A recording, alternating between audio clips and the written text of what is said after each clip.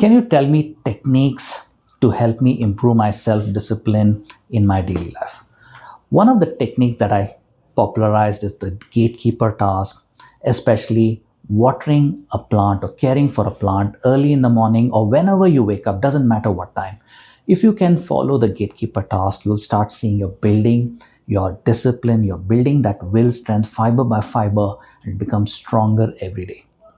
The other technique that I share about is called the no zero day NZD technique, where you take one task or one goal that you want to achieve and see what is the one small thing or one thing that you can do every day that you cannot break, right? And start moving towards your goal like this. If you can do these two things, gatekeeper task and the no zero day technique for your goal, you'll start seeing your willpower become stronger. The secret is to build amazing willpower like a baby. A baby is unstoppable.